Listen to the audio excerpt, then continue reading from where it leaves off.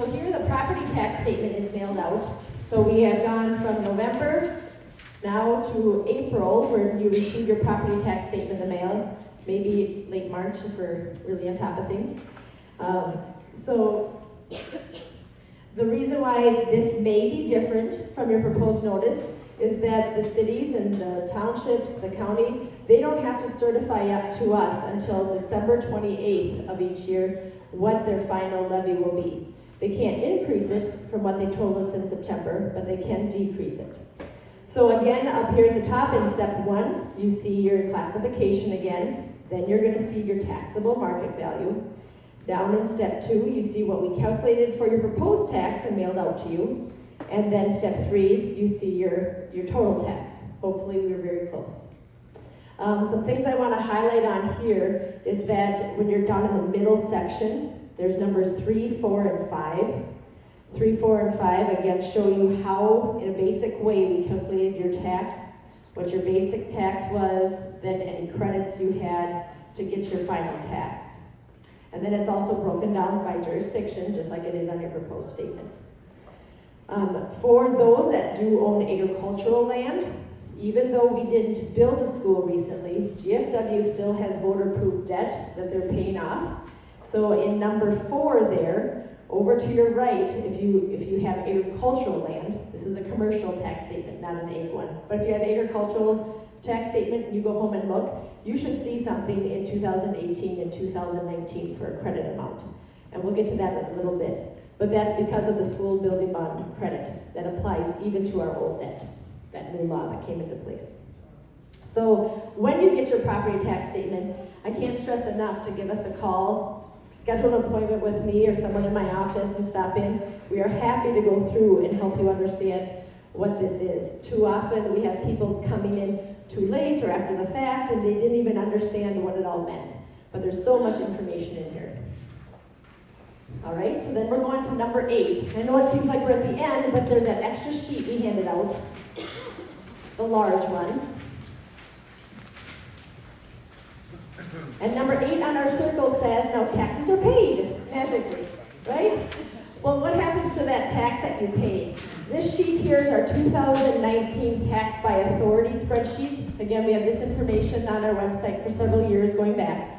A couple things to highlight on here is that Winthrop, the last city, just because it's alphabetical, no other reason, the last city at the top there, under the county column, you can see there's $462,000 of Winthrop tax that went to the county.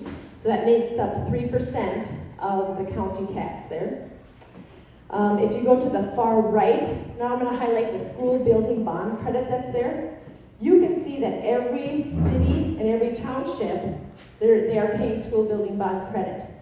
So I live over by Gibbon, like I said. I think my credit is $4.51 or something like that. We don't own much egg land, just some pasture. But the more egg land you own, the more your tax would be on that old debt, and therefore the more credit you would have. So obviously you can see down there, if you go down to the townships, that Arlington Township, that's all Sibley East School District, they have $90,000 in the school building bond credit. Bismarck Township, which is obviously GFW, that's just northwest of Winthrop here, is $8,000. So that's the difference that's going on there because they have more debt, but that's the portion that's being paid.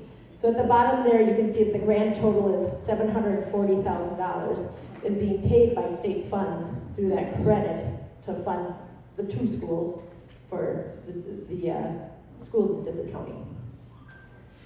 All right, so what questions do you have after all that? A question on your power line credit on there. Yes. Do those credits go back to the landowner, or does that go to the township? No, that goes to the landowner. Yep. So there is a credit there because they have the big, like CapEx 2020 power line went through. Same thing happen on pipelines? No. How come?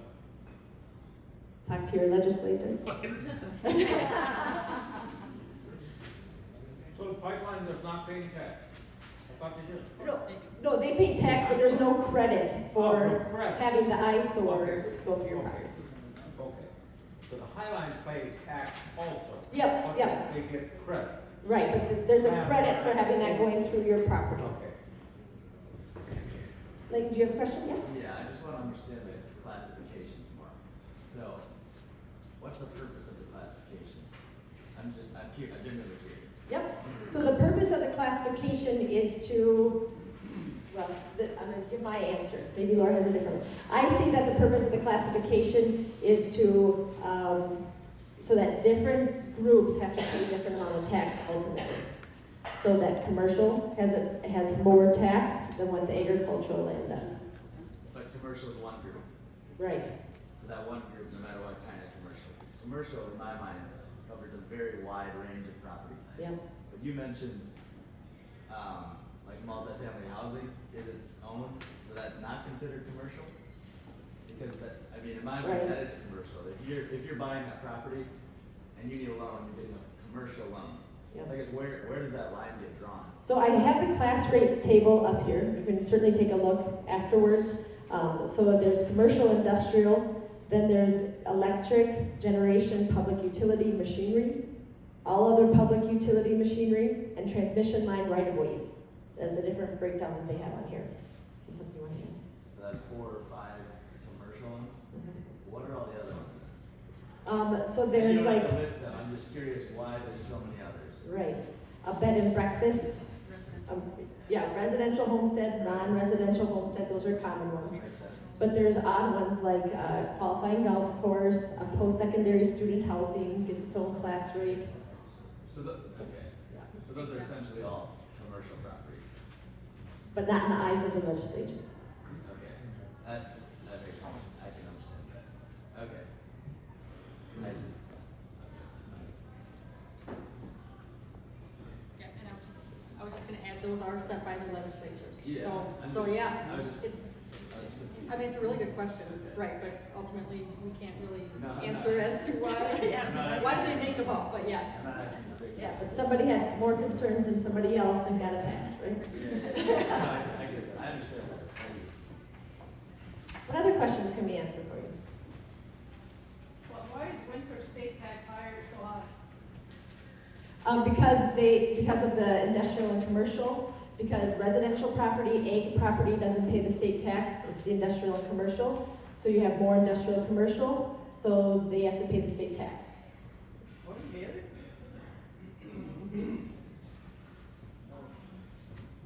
Because it's- Several of the large, yep, so you do have several large industries, think of the ethanol plant, they are in city limits, so, they pay, I'm trying to think of, when you're getting over that amount of 150,000, obviously ethanol plant is well over that.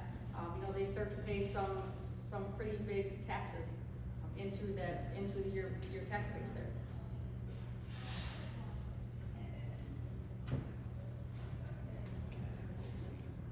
All right, well, thank you very much for the opportunity to speak tonight. If you do have more questions, please don't hesitate to come up and chat with either of us.